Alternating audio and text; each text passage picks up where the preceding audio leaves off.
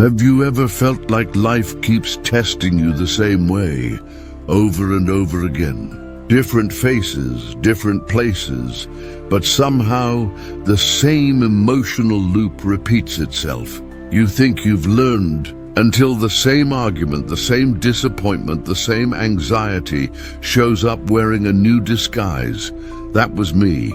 Every day felt like a rerun of my worst emotional habits, until three ancient quotes written over 2,000 years ago broke that loop completely. They didn't just inspire me, they rewired the way I saw myself, my reactions, and my fears. So let me take you through them. 3 quotes. 3 transformations. One truth that changed everything. Quote 1, the control. Quote, "You have power over your mind, not outside events." Marcus Aurelius. The first quote hit me in the middle of chaos. It was a Monday morning. My phone buzzed like a siren of urgency. Notifications, missed calls, unread messages, unread emails. It felt like the world was constantly demanding something from me, like I owed my peace to other people's chaos.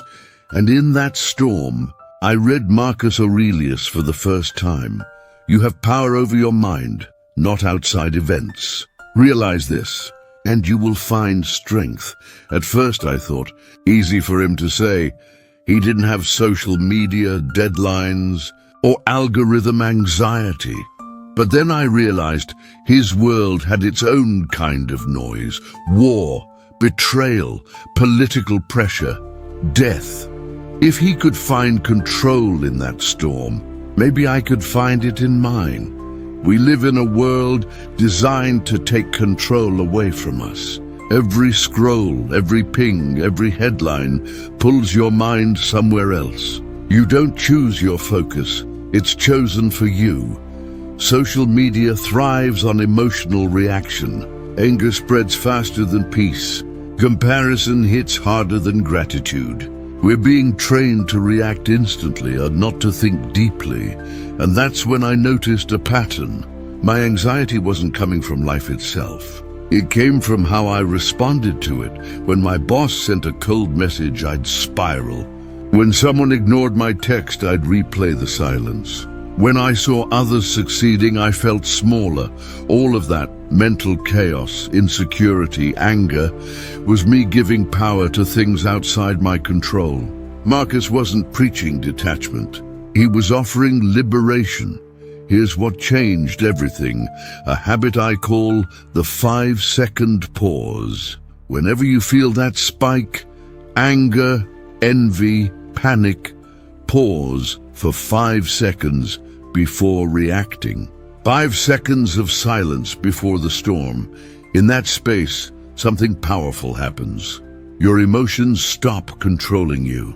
Your mind begins to observe them. That pause became my weapon. When someone posted something that triggered me, I'd pause. When I felt misunderstood, I'd pause. When the urge to argue burned, I'd pause. And in those moments, I realized something life-changing. I can't control the world, but I can control how I show up in it.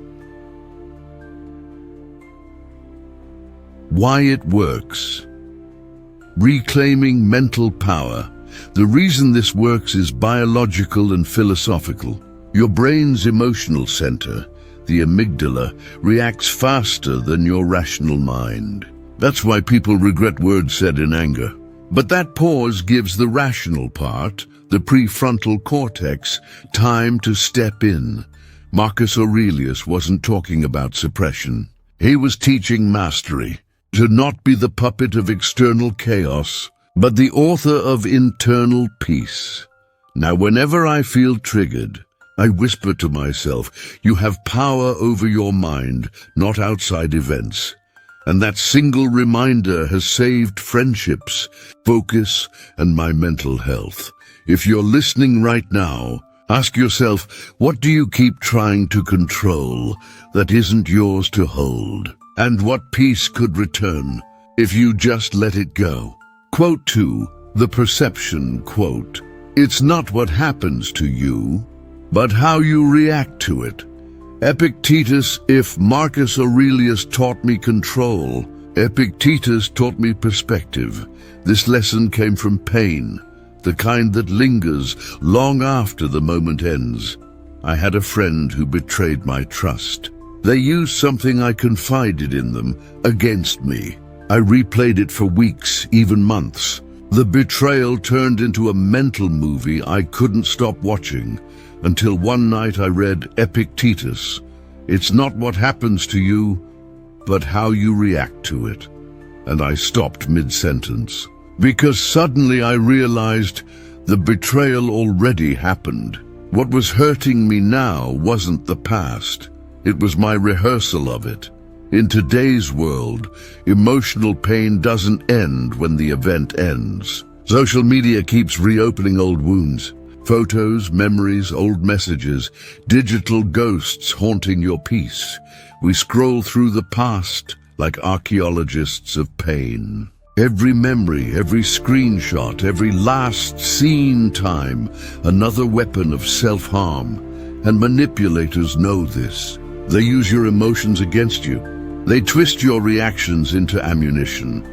But Epictetus gives us the counterstrike. They can't control how you feel unless you let them. I created what I call the reframing journal. Every time something triggered me, I'd write 2 sentences. What happened? How I choose to see it. At first it felt forced, even fake. But with time, something powerful happened. The same events began to lose emotional gravity. For example, what happened? My friend betrayed me. How I choose to see it. They revealed who they were early enough for me to walk away. What happened? Someone ghosted me. How I choose to see it. Rejection redirected me to peace. That single reframing changed my emotional chemistry. Why it works. Shifting emotional power reframing doesn't deny pain, it redefines it. When you reframe, you move from victim to observer. You stop asking, why me? And start asking, what now? Neuroscience backs this too. When you rewrite an emotional story, your brain literally changes how it's stored. The pain becomes a lesson, not a wound. The emotion becomes energy, not exhaustion. Epictetus didn't say life wouldn't hurt. He said you could decide how deeply it does. Months later, I met that same friend again, the one who betrayed me. They apologized, and I noticed something strange. The anger I once had was gone, not because they changed, but because I did. The journal worked. I didn't forgive them to free them. I forgave them to free myself. That's when I understood Stoicism isn't about cold detachment. It's emotional intelligence in its purest form, power over your perception. Think about this. What's one memory you keep reliving that deserves peace, not punishment? Write it down. Then ask, how else can I see this? That's where healing begins. Quote 3, the action, quote, we suffer more in imagination than in reality. Seneca, this one changed everything. Because Seneca didn't just describe my fear, he diagnosed it. There was a time when every decision scared me. Should I quit this job? Should I start that project? Should I post that video? Each choice felt like standing on a cliff until one night, while overthinking yet again, I stumbled on Seneca's words. We suffer more in imagination than in reality, and I realized most of my pain was self-inflicted. In the age of social media, we don't fear lions or war. We fear opinions. We fear judgment, ridicule, rejection. We live in a digital coliseum, performing for an invisible crowd. Before we even try, we've already imagined the criticism. Before we start, we've already accepted defeat. Our imagination becomes our prison. Seneca knew this centuries ago. The mind creates more pain than the world ever could. Here's what I started doing. Whenever I felt fear, I'd tell myself 10 minutes of courage. 10 minutes to do the thing I was afraid of. Not think, not plan, just act. Afraid to send the proposal? 10 minutes. Afraid to record that video? 10 minutes. Afraid to have that conversation? 10 minutes. And you know what? The fear always shrinks after the first step. Because courage isn't the absence of fear, it's momentum in its presence. Why it works. Defeating imagination's lies. The mind is powerful, but it's lazy. It imagines pain vividly, but rarely imagines success. When you move, you interrupt the loop. You teach your brain, reality is easier than imagination. Seneca was reminding us that we live more in our fears than our facts. So I began acting before fear could write my story. Every 10 minutes of courage built a new identity, one based on evidence, not anxiety. I once delayed launching a project for months, too afraid it wouldn't be perfect. Then one day, I gave myself 10 minutes to just post it. That post led to thousands of people connecting with my work. Fear was wrong. Again. Now, whenever my mind whispers, "What if?" I whisper back, "Then I'll find out." That's the Stoic way, not predicting failure, but meeting reality head-on. Ask yourself, what are you postponing because of imaginary pain? Give yourself 10 minutes of courage. You'll realize fear dissolves faster in motion than in meditation. So here's what these three ancient voices taught me. Marcus Aurelius taught me control. That peace begins the moment I stop fighting what's beyond my power. Epictetus taught me perception. That pain only stays when I choose to replay it. Seneca taught me action. That fear lives in imagination, not reality. Three men from a world without Wi-Fi somehow understood ours better than we do. And maybe that's the lesson. The answers to our modern chaos have always been ancient, because peace isn't something you find. It's something you practice.